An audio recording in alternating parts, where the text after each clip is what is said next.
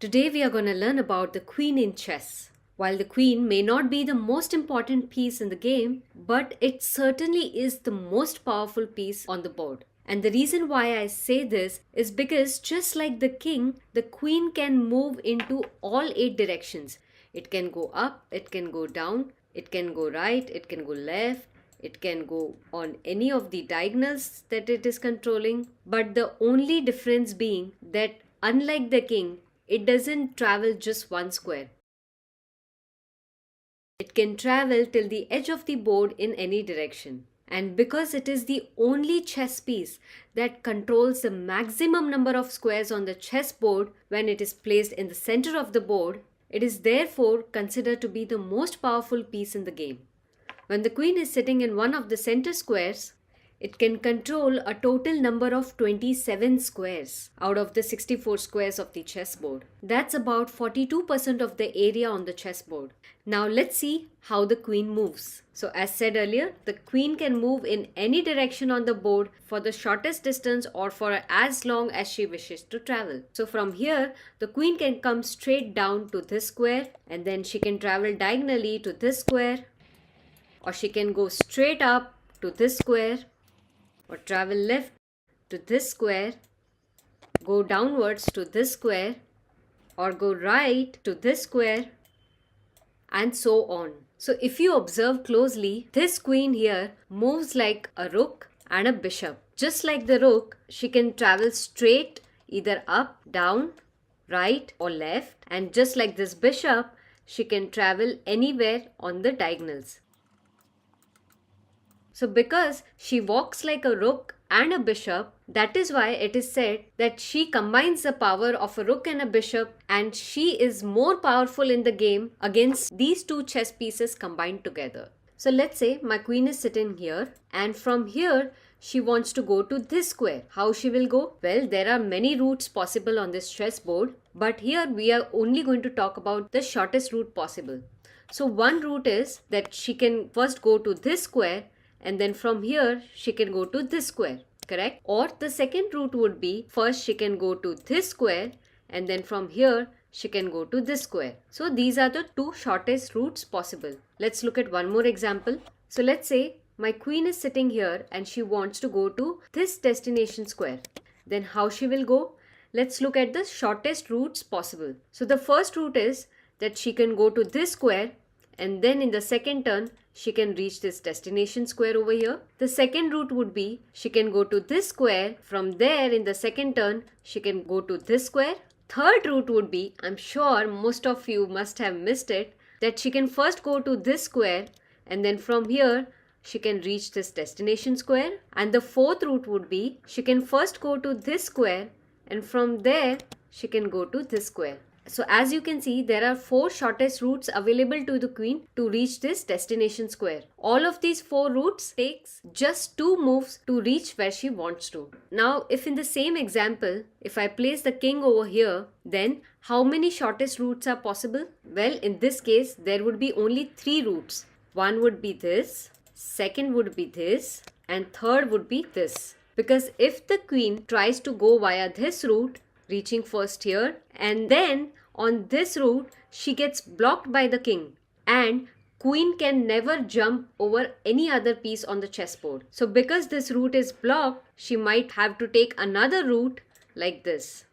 So the route will get longer. It will take more turns for the queen to reach this destination square. Now let's place this king over here. And now this queen wants to go to this square. How she will go? Well, obviously it cannot jump over this piece. So there are 3 ways to reach this destination square. First way is to go to this square first and then to this one. Second would be going to this square first and then to this one. And the third way would be the king will have to get out of this path of the queen, and then in the second turn she can go to this square. So all of these 3 ways that we saw would take queen only 2 moves to reach this destination square.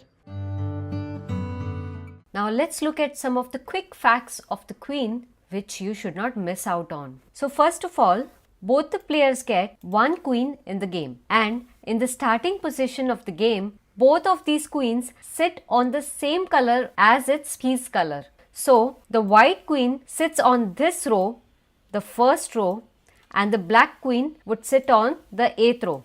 But where exactly? So, because the king and queen are the most important in the game, they sit in the center. So, the center squares are these two. But where will the queen sit? So, the queen always sits on the same color square as the color of her dress. So, because this queen is wearing a white dress or because this queen is white, she will sit on this white square. Similarly, this black queen will sit on this square. So, the light color queen sits on the light colored square and the dark color queen sits on a dark colored square. So, this is the starting position of both the queens. And as you can see, the queen is wearing a crown over here. So, it's very easy to identify her in her entire army. All other chess pieces are different except these two, that they are wearing a big crown on their head. So, it's easy to identify that these two pieces are the queen. If you are playing chess offline, the queen would generally be one of the taller pieces and she would be wearing a similar big crown. In a game of chess, a queen is valued at 9 points, which is the highest among her army because of her ability to control more squares in all the directions. Now, this doesn't mean that if a player loses a queen in the game and if he loses 9 points, that doesn't mean that he's going to lose the game. This point system is just a relative value of each piece as compared to the other chess pieces in the army, so that you can understand how powerful a particular piece is based on the numeric point it has got. So, because a rook is given 5 points and the queen is given 9 points, you know that a queen is almost double in power when compared to a rook. So that's the whole idea of giving point system to each of the chess pieces. We will discuss this concept more in detail in our upcoming videos. Before I show you how the queen captures enemy pieces on the chessboard, I want you to like this video and subscribe to my channel. Also check out the amazing membership programs that I have for you. And now we will learn how a queen captures other pieces on the chessboard. So now let's see this example from the white's perspective. Meaning, if you are playing as white, then what all enemy pieces can you capture on this board? So if an enemy piece is standing in one of the squares that the queen controls, then the queen can capture that particular piece. From here, as you can see, that she is able to control these squares. All of these squares. Notice that the queen cannot control this or this square because those squares are being blocked by this enemy piece sitting over here. So, the queen can control only up to this square. And as you can see on the board that there are two enemy pieces that are sitting on the squares that she is controlling. So, the queen can decide to capture any one of these pieces.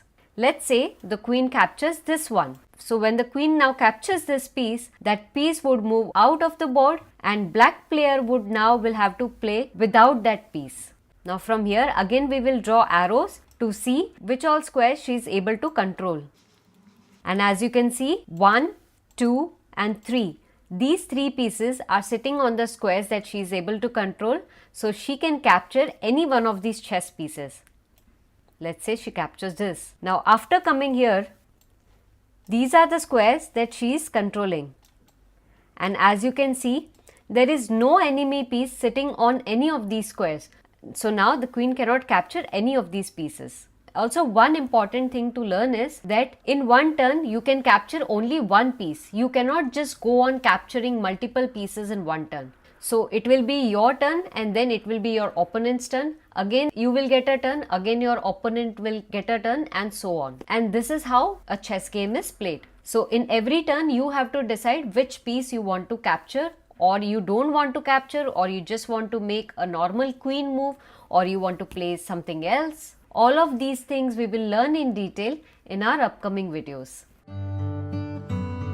And before I sign off, I want you to answer this question. So a queen is equivalent to which two chess pieces on the board? Is it the rook and the knight, or is it the rook and the bishop? Give your answers in the comments box and I'll see you in the next video. Bye.